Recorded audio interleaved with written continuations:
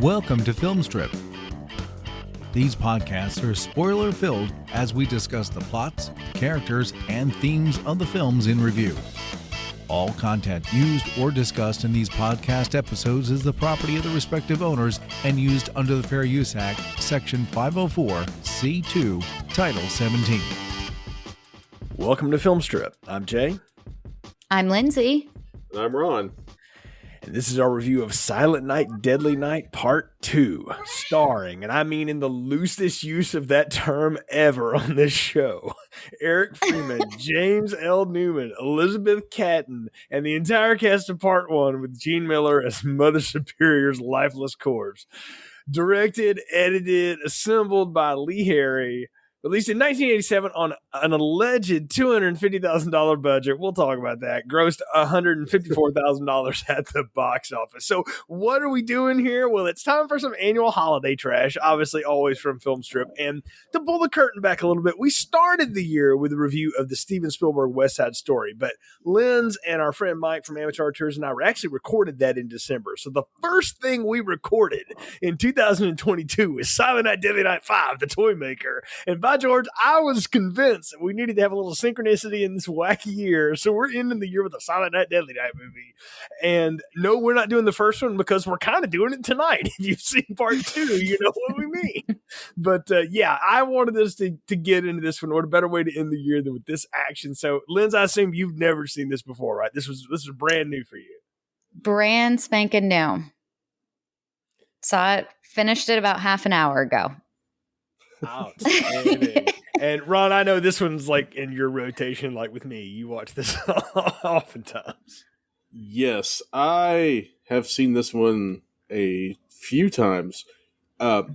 Interestingly enough, well, two things, Jay. Before we get too far into my history, you introduced yourself wrong. I think you should have introduced yourself as Garbage Jay. that should have been it, right?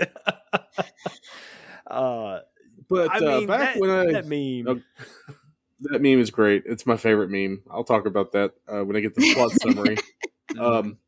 But the reason why I first watched this movie was because I went to rent Silent Night, Deadly Night back when there were video stores. I used to have a review website. I wanted to do some holiday trash, and I was like, all right, let's do Silent Night, Deadly Night. That's a classic.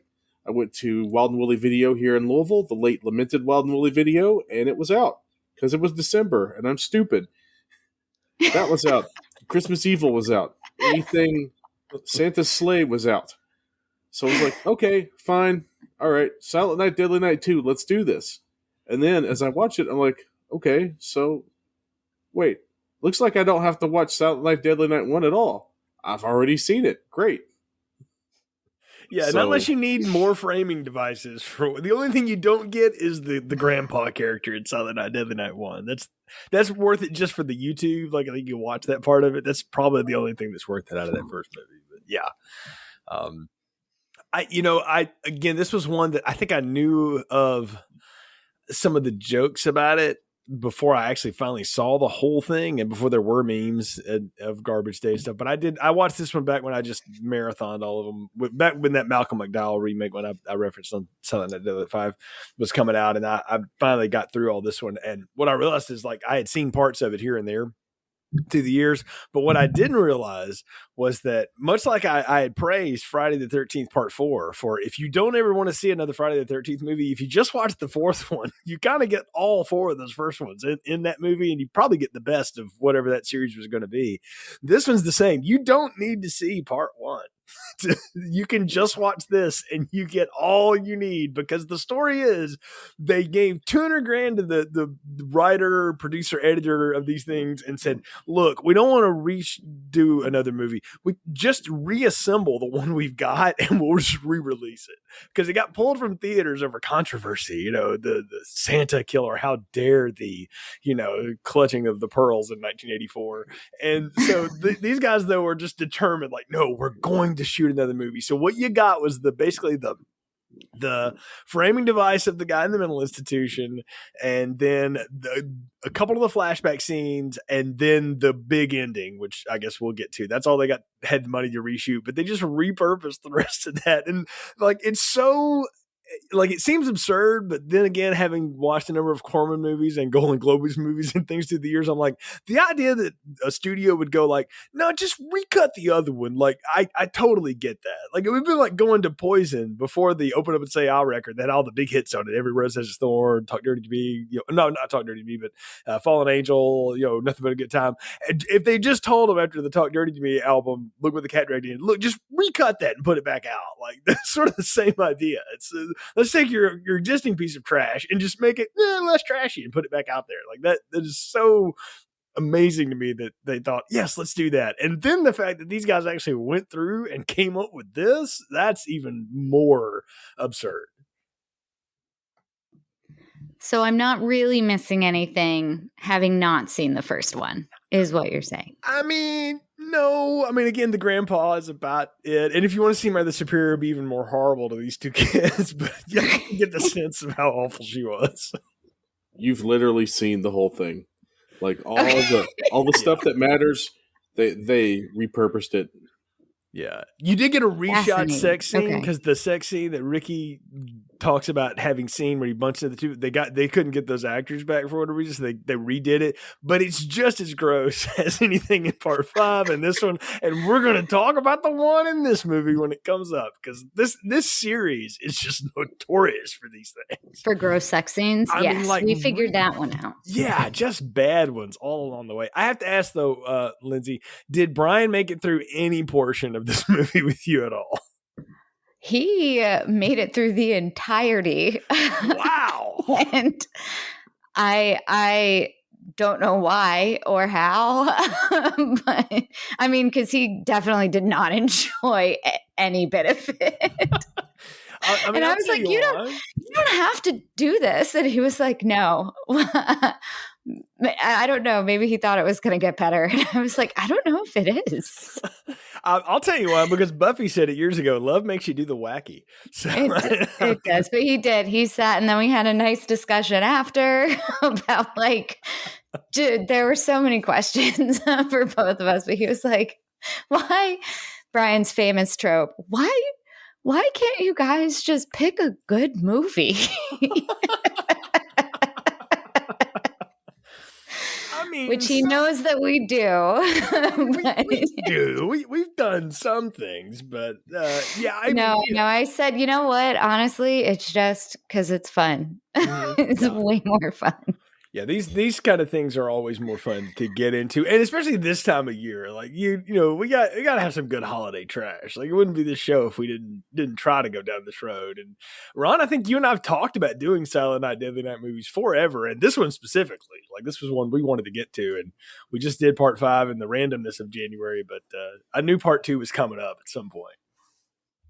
Yeah, this was on the long list of things I wanted us to do on this podcast, and it was on the long list of things I wanted Tis the Podcast to do, and I was actually lucky enough to get to be on Tis the Podcast to talk about Silent Night, Deadly Night 1. So if we ever actually go back and cover it on this show, although we don't really have to, I'll have to come up with a whole bunch of new stuff to talk about. But I'm sure that's definitely possible, because this movie is like an onion, and there are just layer upon layer of insanity. There is. I can't wait to hear all of your and Brian's questions, Lindsay. I know. I feel like I'm going to learn so much. I actually showed him. I was like, I don't know. You might want to be on this show, Brian. And he was like, I don't know if I have anything good to say. I was like, that's why you should be on it.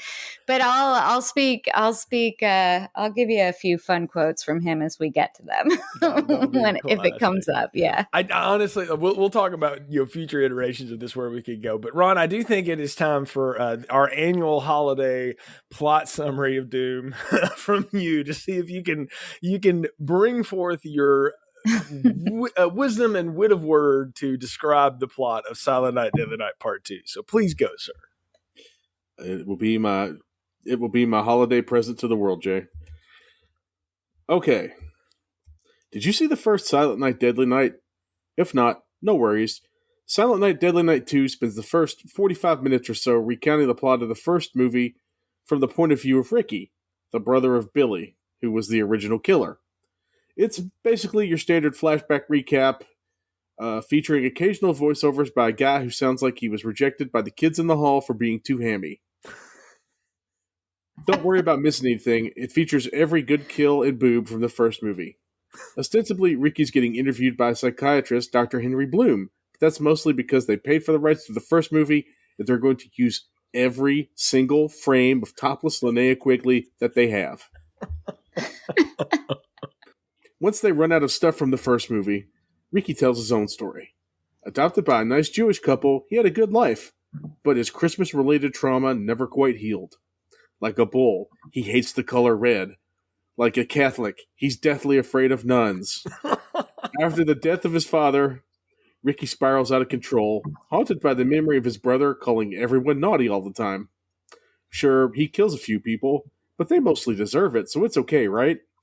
Seems pretty nice to me. Anyway, it kind of seems like Ricky might make it out okay.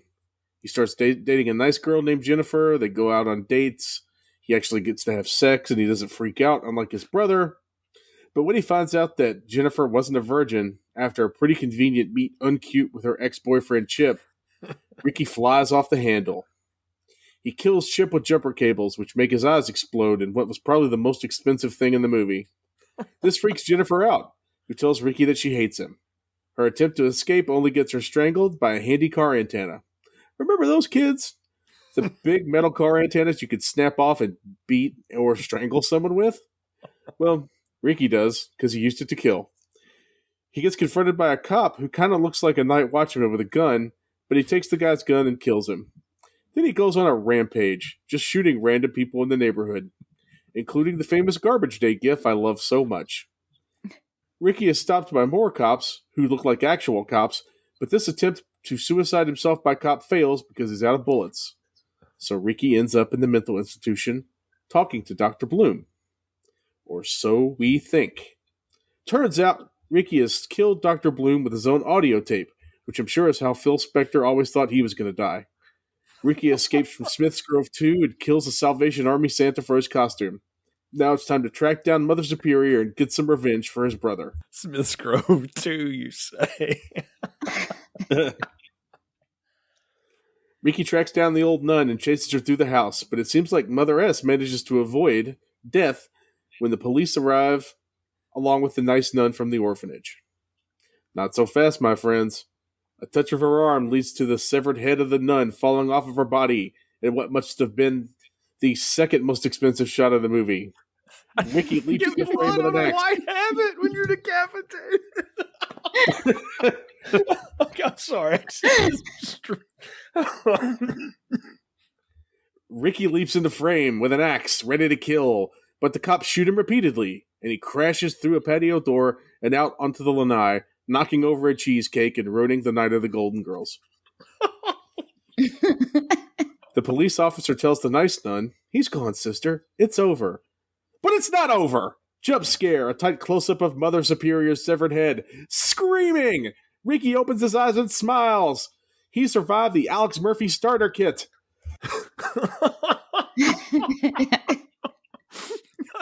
No, you did not just drop that. We get some more stock footage from the first movie, plunging a knife into the screen as credits roll. Oh, that bravo, sir. Thank you. That was a present worth waiting for all year, I gotta tell you. Wow. Where to even start? I mean, with this thing. I gotta say, horror movies are often known for their dramatic, maybe even melodramatic scores. But the Silent Night, Deadly Night movies are like, let's take the cheesiest, like, proto-Lifetime Bad Love Gone Wrong music and stick it on a horror movie. Like, the unbelievable sounds of the piano clanging that they throw into this movie. I mean, I know they had like $5 for this, so it's just whatever they could come up with. But I'm blown away by like how the score absolutely does not fit this movie in any way at all. it does feel very much like a Molly Ringwald is a teenage girl that's getting picked on or something kind of movie. Like it's not a horror movie score at all. They're playing the entire score like on their church piano. Yes. It's very church piano. Now, is it a church piano or is it just an old piano they found in the dump? I mean, also fair. It could be any of those things. You know what this movie needs, Jay? It needs a catchy theme song. It needs something to elevate it above, Christmas Evil. It needs like a Silent Night, Deadly Night version of New Year's Evil, the New Year's Evil theme. Yes, it does. It needs a band like that to make that song, which is half of what makes that movie fun, is that unbelievable song. But people can listen to that in the archives of both this show and Tis the Podcast. I think we did it both times on those shows. We sure did. And you know what? If Jerry wants to do it on Totally Rad Christmas, I will be right there. Jerry, I'm right there behind him. And Lindsey, you got to come along for this one because you missed it twice now with us, so you've got to do New Year's Evil. But I will come along for the ride for sure. Yes. So let's get into this though. Ricky's in the Smith's Grove too, as you say, the Smith's Grove here. Well, just think about it, Jay. When do they always start messing with Michael Myers? Halloween. When are they messing with Ricky? Christmas Eve. What kind of anybody's working on Christmas Eve? Even Jewish people aren't going to work on Christmas Eve because it's a day off and everybody needs a day off. Yeah, I feel like I need to stick up for our friend April here, who is incredibly Jewish. I shouldn't say incredibly. Is our Jewish friend? That sounds bad too. I need to stick up for our Jewish podcast friend April here. As a Jewish person who celebrates Christmas in a very big way, I think she would be offended by the fact that the stereotype here is that the Jews don't do Christmas. That's not necessarily true. They just don't do it as the religious holiday that some of the Christians do, and not all of us Christians do that, by the way. So I thought that was. Not fair, but if we're going to start dinging these movies for not being fair to the groups that they're offending, I mean, come on, we're already behind the eight ball on that one with this. No, I love how we get like this whole like story for this doctor though too. Like, you got any kids, doc? And people can't see, but I'm making my eyebrows dance like Eric Freeman's, and because those caterpillars, babe, they were jumping. He's from North Carolina. He's not Canadian at all. I feel lied to. I know. I do too. I can't believe that. But no, he's did this. Tell me about your life, doc. It's just him and his wife, a couple dogs. All this stuff. I'm like, well, why do I care about this doctor? I don't even know who he is. I didn't know he had a name till you said it in the plot summary. I was like, he's Doctor So and So. He's Doctor Ready to Get Strangled because I knew he was going to get killed. I just forgot how. And I mean, death by half-inch tape. I mean, sure. I'm not sure it would hold up, but okay. That's not even half-inch tape. It's like 8-track tape. Oh, true. Yeah, it's not even that good. Yeah, so it's I don't know. It's funny to think about this, but we have to have some way because they realize it's like, well, in that first movie, and Linz, I'll just go to clue you on this. The 35 minutes you see of the first movie in this are the 35 minutes to see outside of like the 2 minutes of Grandpa. So they picked the best of that and they realized, okay, we got to pad this out to 80 minutes. So how can we do this? Slow explanations in hospital are the way to go. It was very, very slow. Punctuated by a number of eyebrow movements. So slow speak plus eyebrows equals 80 minutes, I guess. Ish, 88. I think 83. I don't remember the exact time, but hour and a half. Very slow end credits roll. Yeah. Very slow end credits roll. Mm-hmm. I think the 45 minutes or so of this movie that's an original movie is actually pretty fun. Just going to throw that out there. I mean, I'll give it this. It's an interesting choice to go, you know what? Let's make our protagonist the younger brother. Okay, sure. Like, I can buy that. It's kind of, it's a little Friday the 13th. But, sure, we'll go with that. Jason wasn't really around to see his mother do all the horrible stuff, but sure. But Ricky's having vivid memories of things that he was either a baby for or wasn't there for. And I'm like, it wasn't like Billy got him off to the side to go like, let me tell you how I murdered the topless chick with the deer antlers. He had no idea any of that happens. And he's recounting it as if someone has told it to him. the thing you don't do with the disturbed person is say, let me tell you how your brother murdered all these people. Like that's not an episode of NYPD Blue. Like they don't do that. So that's the amazing leap of leaps that this movie is asking the audience to take as well. The protagonist is a character you met before, but he's got a completely different recollection of the world that you saw, but it's exactly what happened last time. Like I don't know of another movie, play, book, story, half-ass thing written in a 5th grade class where somebody tried to pull that off, but it's a bold choice. We actually paused the movie halfway through to discuss this very thing.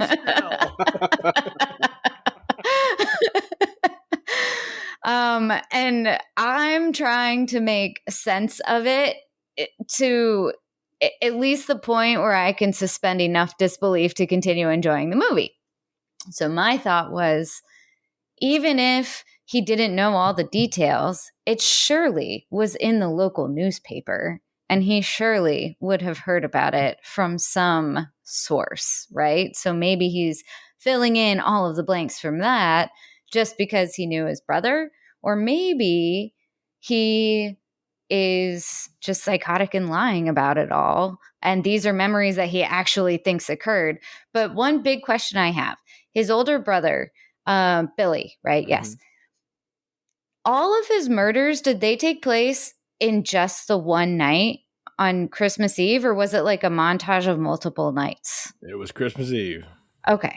So he really couldn't have told Ricky any of this then. No, he didn't even see Ricky that day until the very end when he's shot. Well, Brian can give me a big fat "I told you so" then, because I was like, no, this surely wasn't just one night. This had to be. It was all multiple nights. Like Santa Claus, Billy got all of his tasks done in just one night. Yep. Mm-hmm. Wow. Okay. Yeah, Billy got busy after the toy store went down. Yeah, really busy. Yeah. It was a long night in wherever the heck this like is. The real Santa, up all night. Yep. Lene Klugwiesler were hung off the antlers with care, in the hopes that St. Billy Caldwell soon would be there. Oh, how did the plot summary not become just that? By the way, because I tried that and it was really way too hard to keep that Clement Moore doggerel going. Fair, because the people in this movie probably thought about that and they're like, nah, we get time for that. So, Mother Superior in her wheelchair and I with my axe.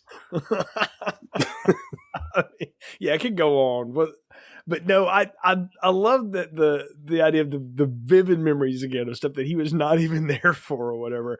But the thing you got to know about the first movie is if you didn't know this, you would get the sense that like Mother Superior was horrible to these two kids. And she was a pretty horrible person. Like she was very hateful about Christmas to children that had no families at all, which is kind of why would this person be in charge of that? But okay.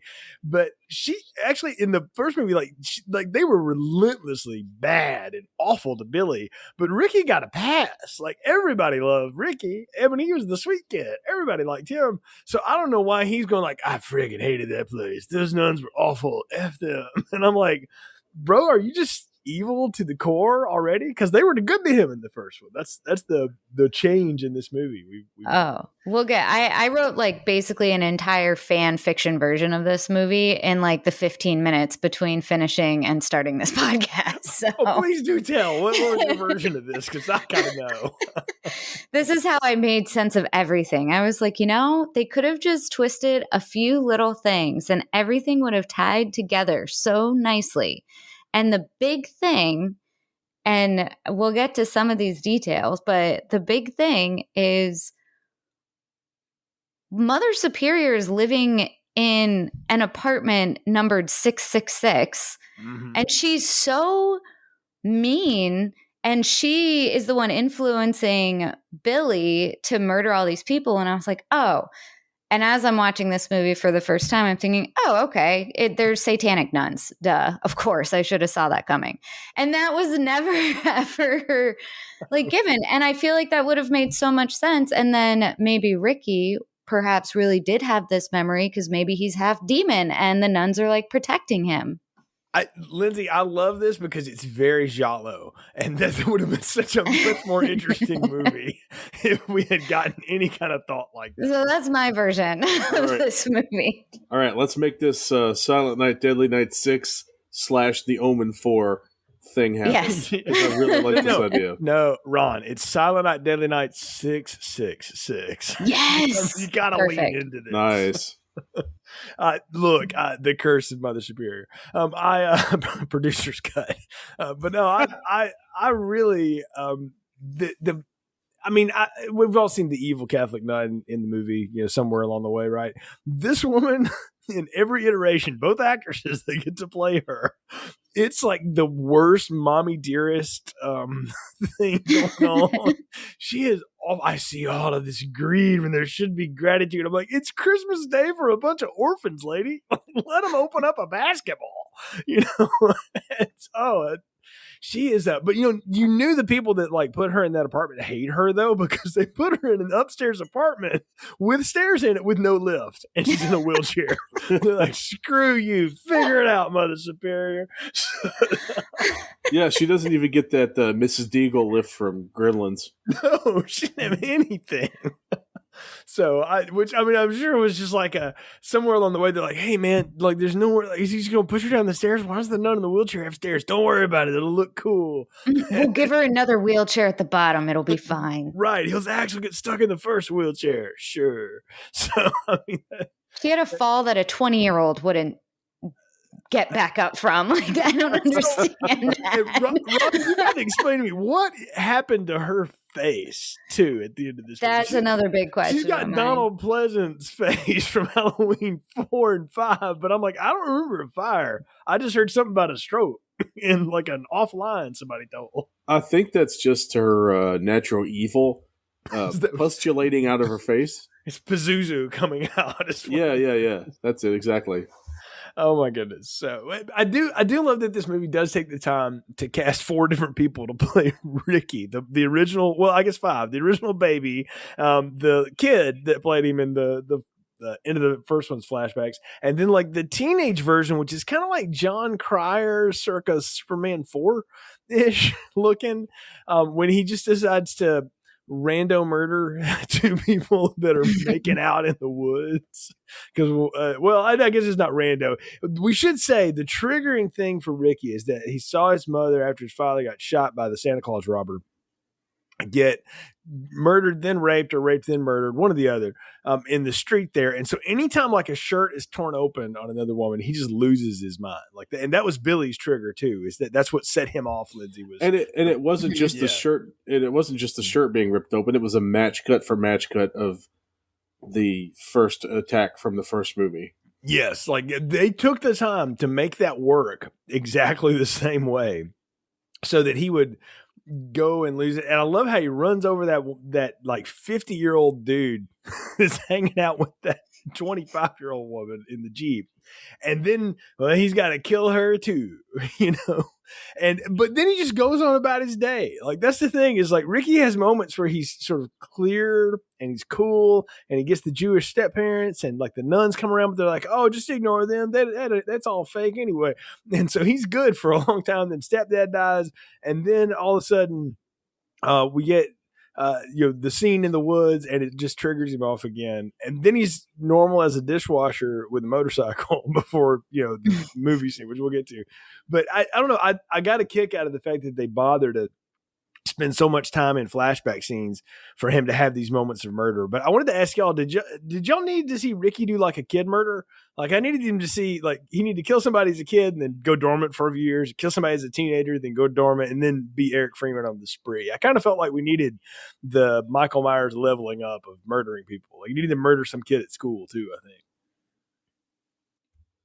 I think that wouldn't have been a bad idea, because it would have made him one better than his brother, right? His brother didn't murder anybody as a kid.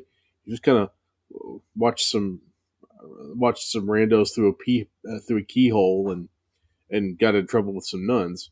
He didn't actually do anything really terrible until he was an adult.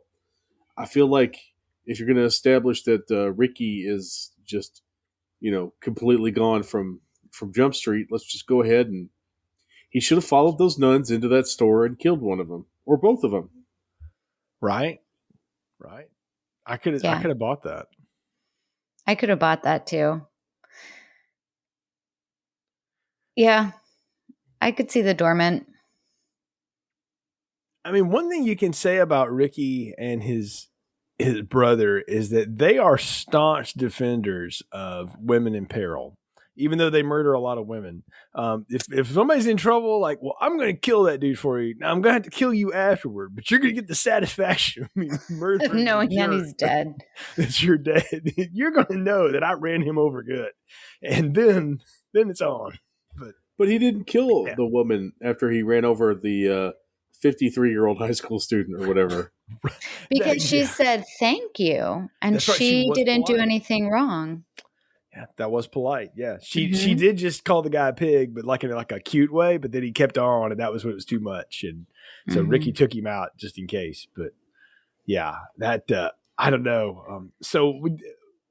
Ricky's relationship with Jennifer. Well, let's just talk about the gross sex scene right now. It's not really a sex scene as much as it's like, and I've never been to one of these, but what I imagine, like if you take a college art life drawing class and you get two people to stand there naked with each other for a while. Because his hand is just kind of draped over her butt. And she's sort of kissing his neck.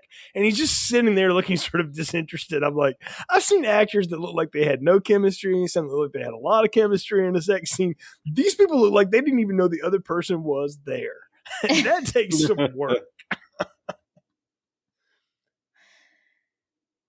I mean, it would have been, maybe he just didn't know what he was doing. Maybe that was his acting choice. I mean, he did say it was his first time, and he thought it was hers too. I'm like, bro, clearly it is not.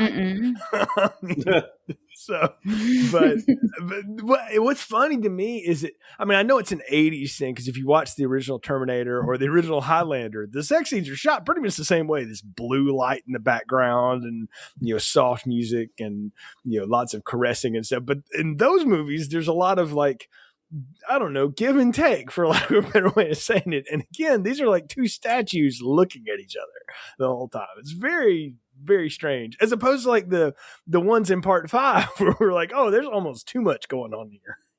Yeah. Jay, you can't compare an artist like Lee Henry to hacks like Jim Cameron and Russell Mulcahy. Come on. I mean, right? Those guys never worked again, I bet. Oh, wait. Yeah, it was just very, I don't know. Again, I was blown away by just how stilted it all was. But maybe to go with your theory, Lindsay, since this is all in his head and he's just making it up anyway, maybe that's just what he thought it looked like. I don't know. It's hard to tell. Have either of you ever been to a movie theater that was as small as the one that they're allegedly in? No. I grew up in a very small town and we had a 3-theater movie theater, and even the small theaters to the left and right of the major one still had at least 20 seats, 30 seats in there. Like it was probably at least twice the size of the one that we saw. This was like an editor screening room is what this was. Yeah, this was tiny. Yeah, I went to the Nighthawk Theater in Brooklyn to see Mandy, and I went down like 2 flights of stairs into some sub-basement, and that theater was bigger than this theater. I mean, it is the most interestingly populated theater too. And I'm going to talk about the movie that's on in a second, but you've got Ricky and Jennifer. You've got just the random, like, oddly placed couple in between them and the people in the back. You have this old guy and this really younger girl. And at first I was like, oh, dad's taking daughter on the date. Nope. His arms around her in a way that is very much not dad and daughter. So there's something going on there.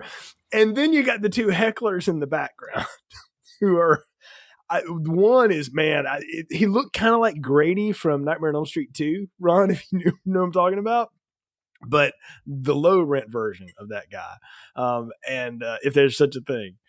And I don't know. I was just amused by it because I was having flashbacks to the MRI scene of After Last Season and thinking, the inspiration has revealed itself after all these years.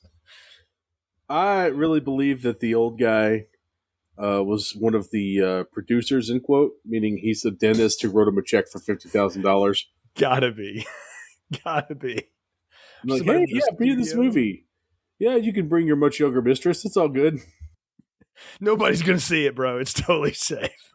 So, and then only to be topped by the fact that Chip, the ex-boyfriend, is there with his rich sugar mama girlfriend, as it were. But first off, though, did y'all catch like this movie was trying to be like proto Scream meta, like, or proto New Nightmare meta too? Because the movie they're watching is Silent Night, Deadly Night. What? I did not catch that at all. Yeah, but you haven't seen That's true. the first one. You didn't get the immediate musical cue, because like they literally are just playing the soundtrack to the first movie diegetically in the scene while the people are talking.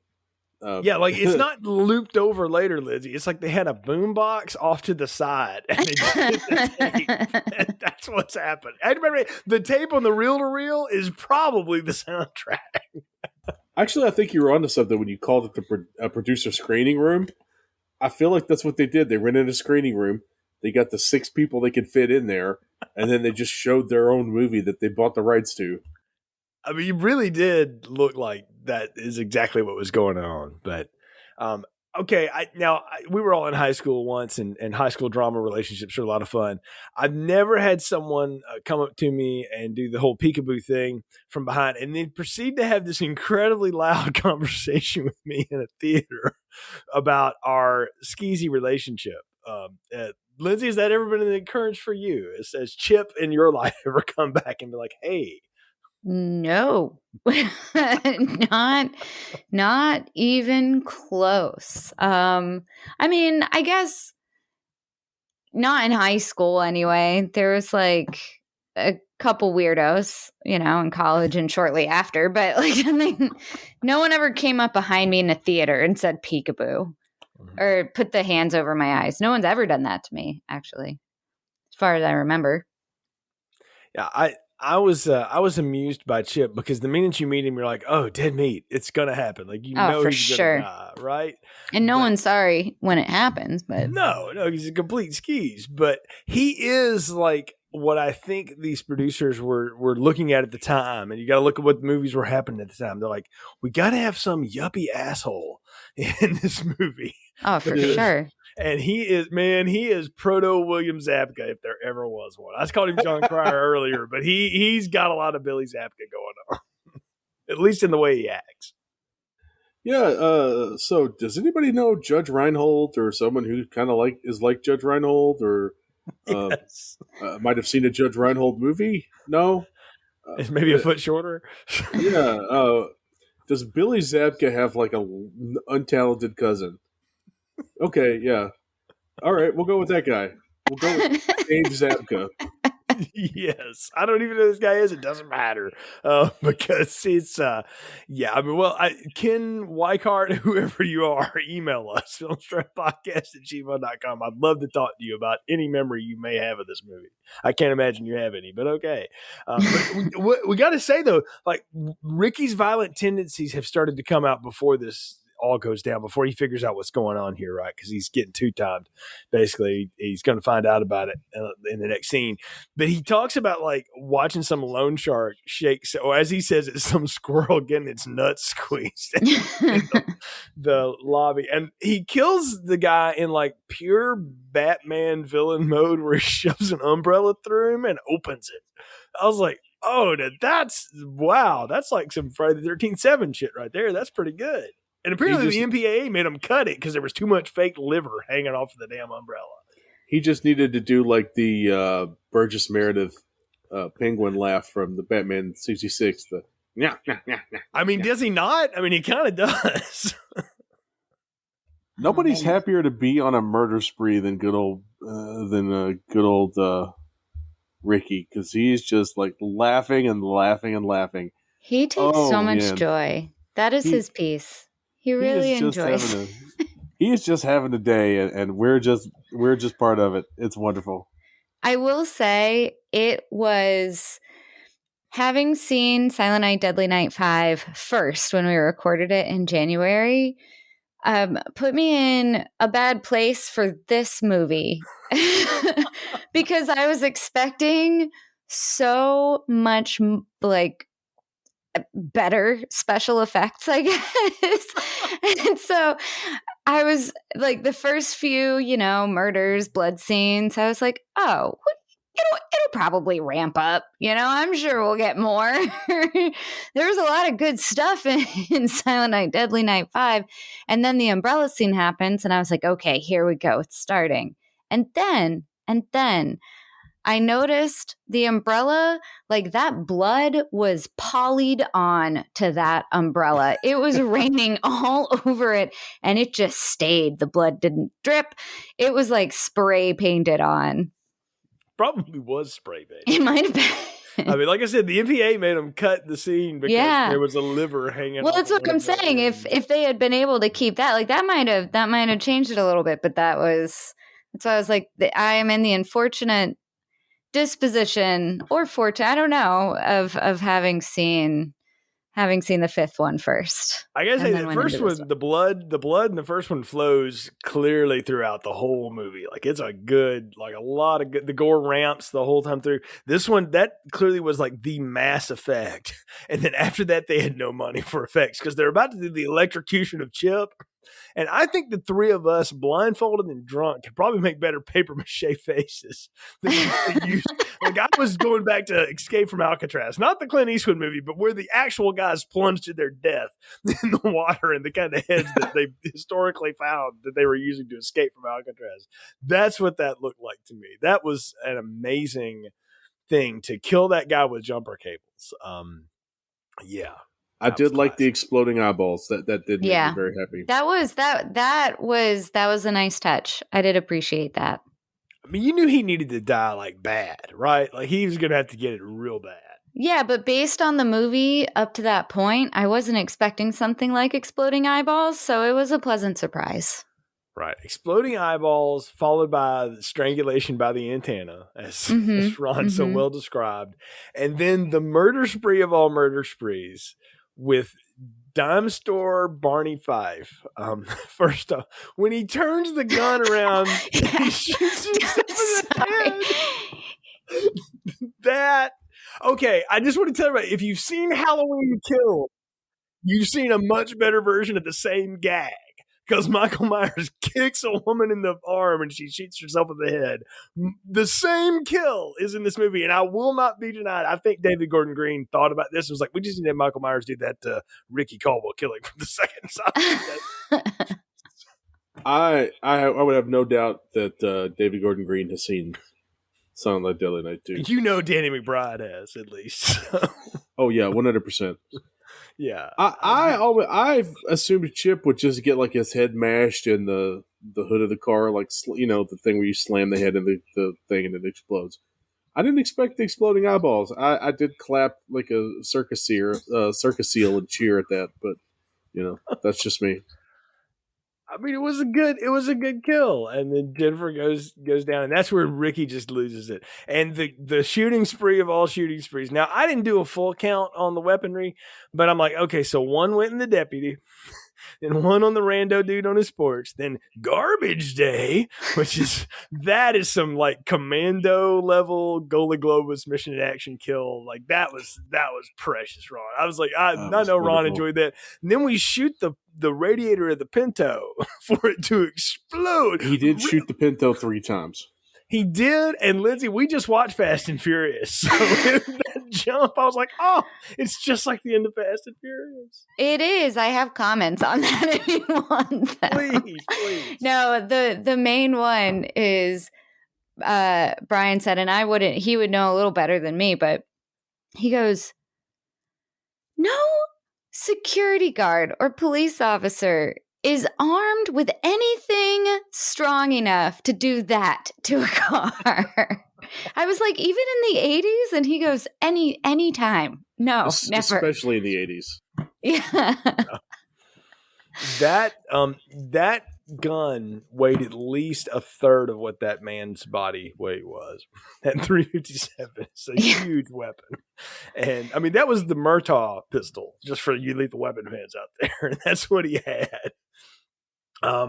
But I could spend 20 minutes talking about Garbage Day and just how amazing that is. And I've never heard the commentaries of it. I know there is one for this. I won't spring for the Blu-ray to listen to it.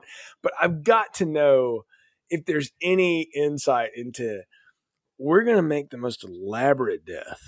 Just the random guy with the trash can for a reason. They had to have no idea that would become a thing. And apparently Eric Freeman didn't know he was a meme until somebody showed it to him years and years after the fact. He was like, people want to talk about this?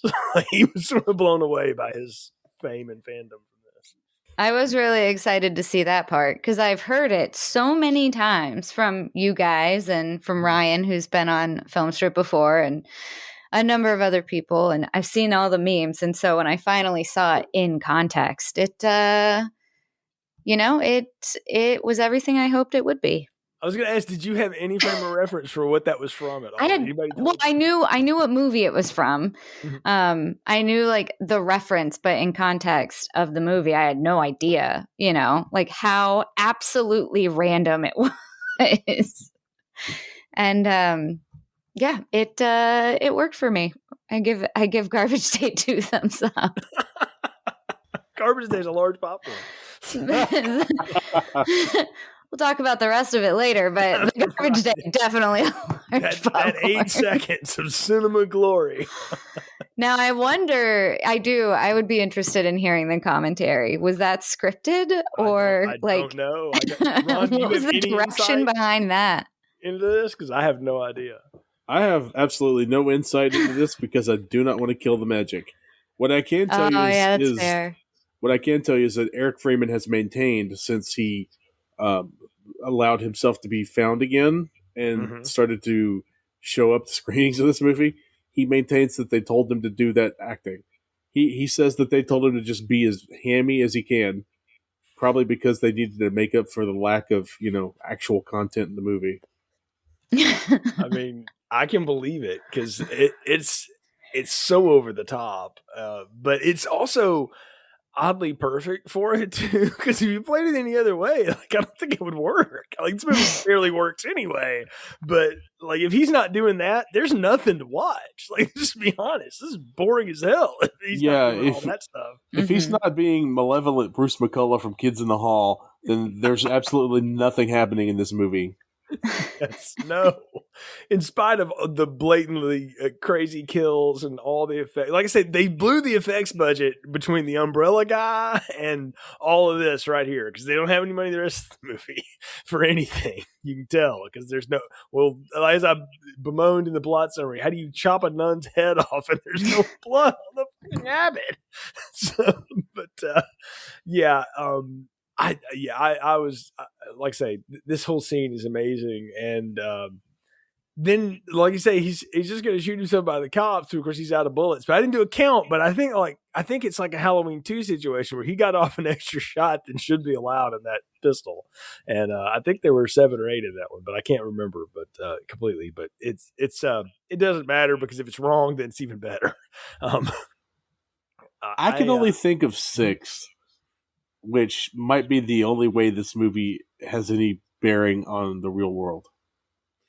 I mean, yeah, it doesn't even matter if it's real or not. I just kind of, in my head, I'm like, did he fire? I'm doing the Dirty Harry. Did he reverse fire 6 or 7 times? I'm convinced they were doing a riff on Dirty Harry with him. They told him, be Clint Eastwood. Because he's kind of being Scott Eastwood. You have to ask yourself, is it Garbage Day? Well, I mean, that's perfect.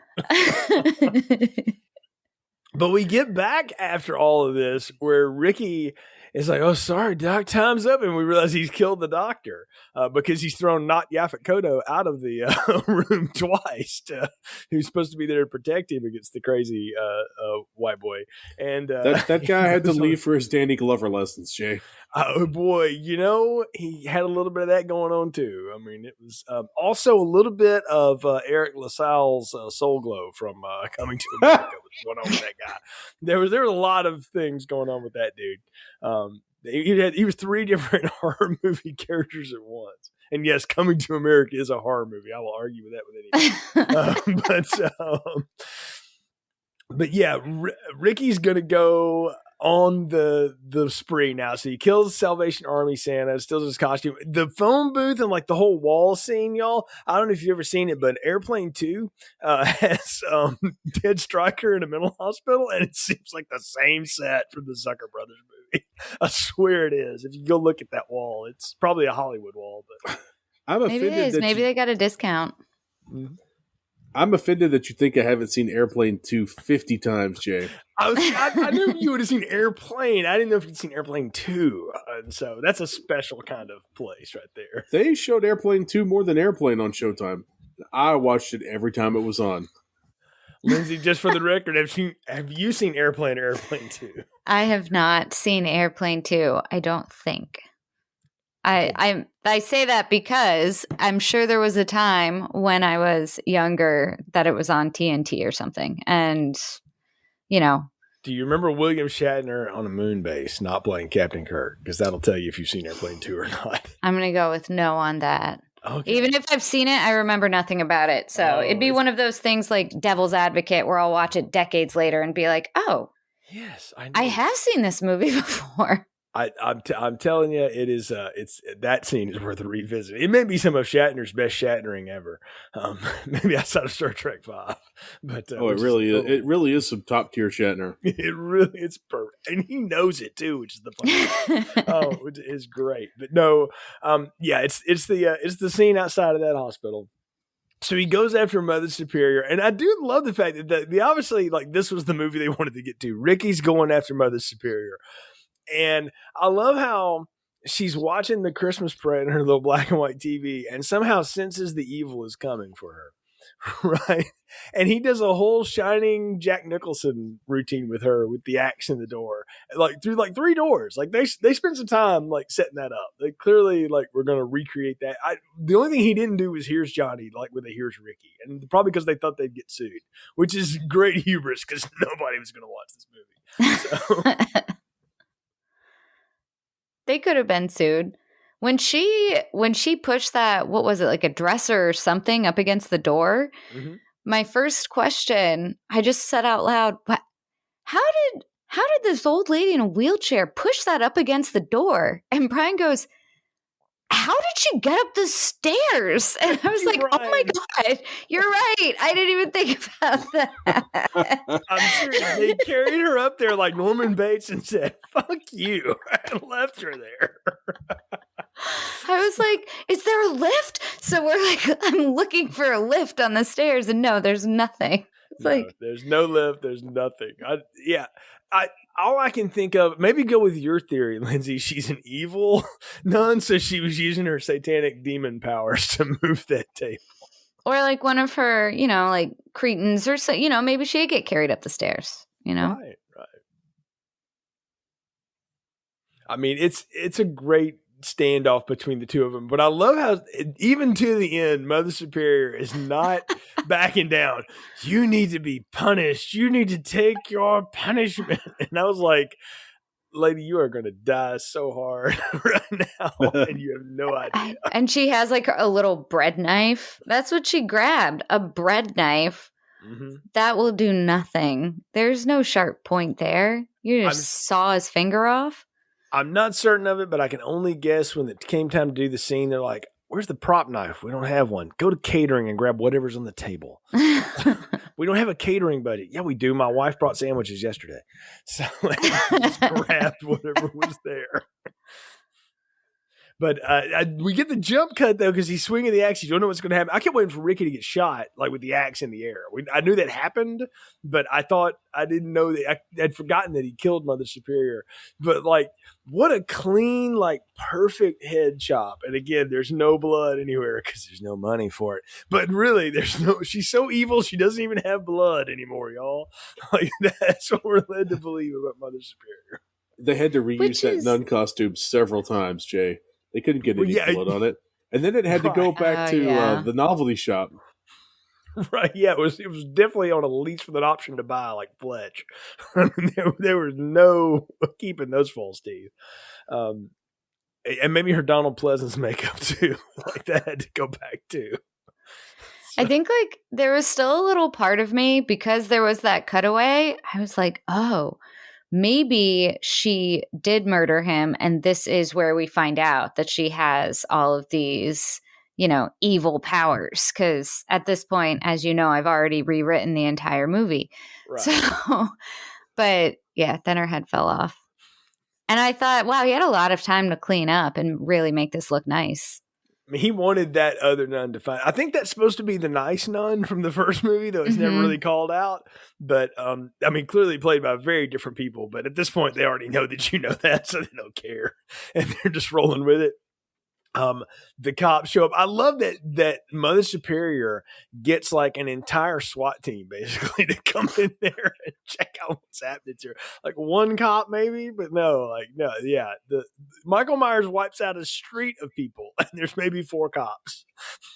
One dude in a Santa suit goes after a nun, and the whole team shows up. It's like an episode of Hunter or something.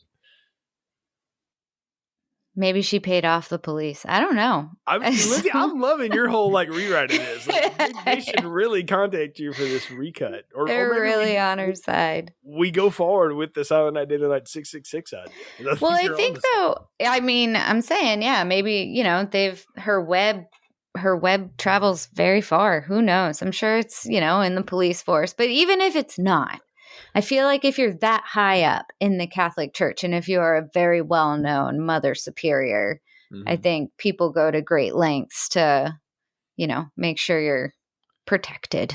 Or go to great lengths to hide your secrets. Now it's a Dan Brown novel. So.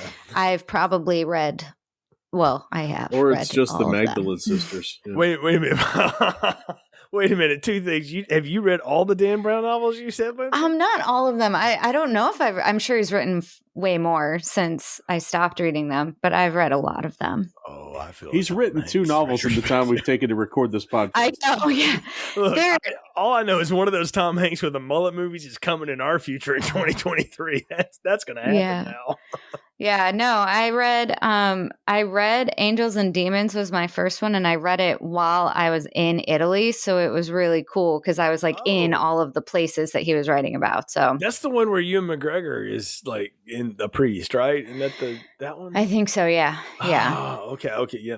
Put a pin in that. Going back to Obi-Wan Kenobi, Father Obi-Wan, as I called him at the moment. But yeah, that'll be. I remember that one because there's this whole Yeah, and then he had a bunch of others after, like Inferno, and then there was Da Vinci Code before. So I read the first 4, whatever those were. I can't remember. Only thing I remember about Inferno is that the opening scene and with the actor that I really like, Ben Foster, and that's all I remember. But oh wow, okay, well, to revisit it another time. But yes, I can go with you on the Catholic nun maybe has the reach to get that kind of pull, but. Old Ricky's there and he's ready to swing some more axes, but he gets shot a lot. They did save a little bit of blood for the shots. There was some good squibs. I got to say, for a movie that had run out of money at that point, that was pretty good. That wasn't half bad. Oh, this isn't where they ran out of money. They shot this first. Okay, fair. Maybe the nun decapitation was where they had run out of money. But the nun decapitation and this scene is where they spent half their $250,000. Most of it was to rent that the hot rod that Chip's driving. Yes, that Mustang. Oh yeah, and the motorcycle. I didn't notice what kind of motorcycle it was that Ricky was riding, but they didn't let you. I feel like it's not cheap. They didn't let you get a good look at it because they couldn't get a motorcycle sponsorship. Makes sense. They definitely kept that one under the wraps. But I love when we end on this stinger, right? That is he dead? Is he not? No, his eyes open. Where the nun wakes up next to the decapitated nun. And because I don't think we'll ever do parts 3 and 4, yes, he does survive the character Lindsey, and he goes forward, but in much different forms. So. Bullshit, we won't do parts 3 and 4. We gotta have something for next Christmas. I've already got plans for next Christmas, but we'll get there next Christmas. But yeah, next Christmas, you killed a nun. We shot you 3 times and you ran away. Next year. Keep it going, yes. No, Mariah Carey, eat your heart out. we have to stop there because if I go any further, we're gonna have to write the estate of Wham a check. It's also true. Oh my! Well, I mean the movie has ended. Santa is dead, but it ain't over yet because it's time to give final thoughts, recommendations, and popcorn ratings. So, what are yours for Silent Night, Deadly Night Part 2, Lindsay? Oh, wow. Well, I still maintain that Garbage Day gets a large popcorn. Silent Night, Deadly Night 2, however, I gotta go with the small. I debated giving it something a little less. I mean, it is Christmas trash in its finest, I think. Like, there is something, and I had so much trouble trying to explain this. There is something weirdly satisfying about watching something so terrible. And I don't know why. Maybe it's because we enjoy the banter that comes after. But so, yeah, I could absolutely see myself watching it again. But as a movie as a whole, and every part of it that makes it up between the acting and the special effects and the writing and everything else, I gotta go with a large part, not a large popcorn. Wow. I gotta go with a small popcorn on this one, guys. But it was a good ride. Okay, more rewatchable, this or the Toy Maker? I would rewatch the Toy Maker first. I liked 5 better. All right. Ron? Okay, so the first time I watched this movie to write my review for my old website, I hated it. I was just so mad that I paid money to rent a thing that was basically half of another movie, just repackaged. And then, like 35 minutes of original material. I was just so mad. However, I've come back to watch it like 5 times since then, if not more. Every year or two, I will pick this up and watch it. So I can't give it a small popcorn. I'm going to go with a medium popcorn because to me, this is the kind of weird, insane movie that grows on you. If only for the, what's his name, Eric Freeman performance. Mm-hmm. Like, watching him is like discovering some sort of new animal.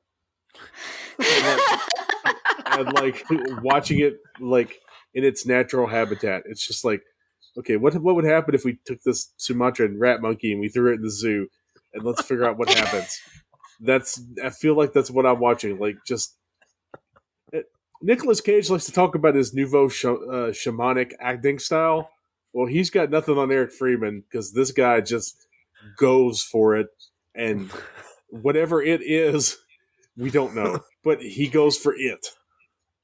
I'm so glad you referenced Nicolas Cage, by the way, because I recently just rewatched the Nicolas Cage Wicker Man not long after seeing this, and I was like, "Oh, they're brothers." Like, you can see it. So, what kept you coming back to keep watching it if you hated it so much the first time? I don't really know. Mostly the Garbage Day. Yeah. Like, the Garbage Day meme would just come back into my head, and I'd be like, you know what? I should watch that movie again. And then I'd turn on Tubi because, of course, Tubi. It would be on there for free. Or I'd turn it on at Shudder, and they don't have Silent Night, Deadly Night 1 or Christmas Evil, but they got Silent Night, Deadly Night 2. So I'll watch that one. And, so on and so forth. It just kept showing up for free on things, and I'll be sitting there, nothing else to do. It's like, yeah, sure, okay. It's this or a Hallmark movie. Let's rock and roll. Oh, I'd 100% watch this over a Hallmark movie every second of the day. No And over question. that new Lindsay Lohan Christmas Netflix trash. I watched that. I watched that one too, Jay. Let's talk about it sometime. Yeah, that It's was. Oof. it's like they spent $5 million to make an unauthorized Lifetime movie. Yes, it is, and wasted all 5 million of it because I've seen a lot better Lifetime movies. Well, I discovered this one long after it was a thing, but I have to say there may not be another series that completely reinvents itself nearly every chapter that it has, like Silent Night, Deadly Night does. I mean, the first one is basically its own thing, and then the second one is just half the first one again with some cheapness and Eric Freeman's Caterpillar self on it. And then the third one is, I mean, I think there's like a whole mental ward thing in a hospital, and Ricky's walking around with a lawnmower at one point. Robert Culp's in it. It's crazy. So it's almost a Lifetime movie just for that. And then the fourth one is where Ron Howard's brother shows up, and there's a glowworm and some satanic sorority witches. And then there's Geppetto in the fifth one. So this series is pretty bonkers. And I Garbage Day is large popcorn territory all the way. And maybe if I just watched that on a loop, it would be enough.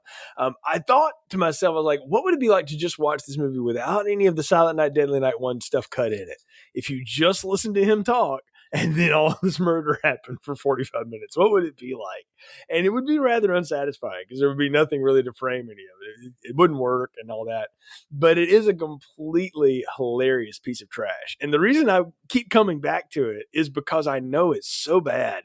And I just have all these questions like, how did we get here? And like, how did you do? Because the edict was just cut the other one up and we'll resell it, which you could have done. Like that could have been done, but they decided to try to do something. And the hubris that takes is the kind of thing that just drives me as a person. I'm like, that's just pure creativity. When you're so in your own bag that like, no, I can make something out of Silent Night, Deadly Night 2. I'm like, one of these days I'm going to break down and have to get the disc just to hear that commentary because I just must know if there are explanations to any of this stuff. But no, it's a small popcorn all the way. And I got to say, as far as rewatchability goes, I kind of join you, Lindsey. I think the fifth one's more fun to revisit because it is just so bonkers and off the wall. But this one has some of the best moments ever with the eyebrow dancing and Garbage Day and, again, the non-Russell McKay, James Cameron lifestyles of the art and nakedness sex scene that they have going on. Because there's nothing titillating about it. It's just hilarious. It's like, do these people even know what they're supposed to be doing in this scene? No.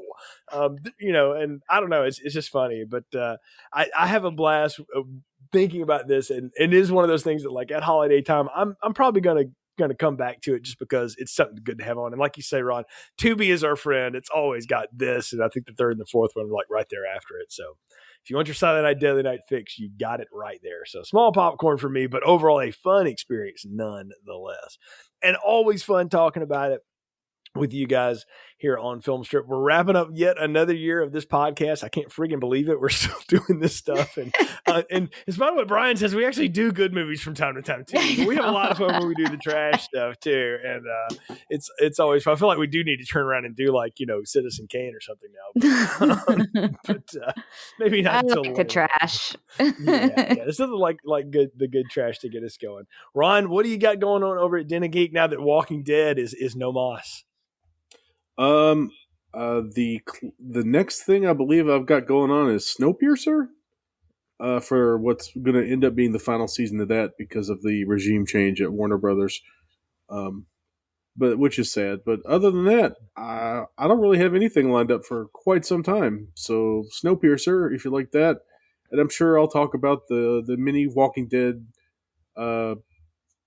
sequels, prequels, and requels that are going to be coming up too, because if you write about something for 12 years or 11 seasons and 200 something episodes or 170 something episodes, you kind of stick with it because it's what you know. So if they let me do that, I'm just going to keep doing that until they stop making Walking Dead things. Then I'll be up a creek. Yeah, well, they're not going to do that anytime soon. Still makes money, that's for sure. So, well, folks, you can always follow what's going on with this show filmstrippodcast.com. That'll take you to all of our distribution links. And look, I hear you. I don't know why it takes 2 days for the Apple feed to get uploaded. We upload the show early. I listen to it on Spotify or go to Anchor. I don't know what to tell you. I've asked Apple and they basically told me, since you're not Joe Rogan, we don't care. And so it'll get there, I promise you. But please subscribe and let us know what you think of the show. Leave us a review. You can follow the show on its various social media outlets now. Filmstrip Pod. We're on what's left of Twitter, Facebook, Instagram. We're on something called Hive, which I don't know what that is, but Ron runs that, and Mastodon. And I don't know. We don't have a TikTok yet. We probably don't need one. But maybe that'll be next in 2023. I actually looked into getting us on TikTok, but I don't know what it is or how to do it. And I'm not going to learn any dances. So no. I mean, if we're going to do dances, then we got to do Suspiria, but that's another day on Donahue, as it were. Oh, please. Can we do Suspiria? I saw Claudio Simonetti play the soundtrack to Suspiria live in a basement of a bar. It was awesome. Okay, yeah, we're definitely doing that one now sometime in the future, along with good movies and also other not good movies. Along the way. But again, folks, it's always fun talking about it, and we appreciate your support listening to the show. All these years, we're still chopping it up, having a good time talking movies. So for Lindsey and Ron, I'm Jay. Happy holidays, everybody, and have a great one from Filmstrip. Thank you for listening to Filmstrip. You can find more episodes on our website, filmstrippodcast.com. The Filmstrip theme music is produced and performed by Frozen Lake 121. All content used or discussed in these podcast episodes is the property of the respective owners and used under the Fair Use Act, Section 504, C2, Title 17.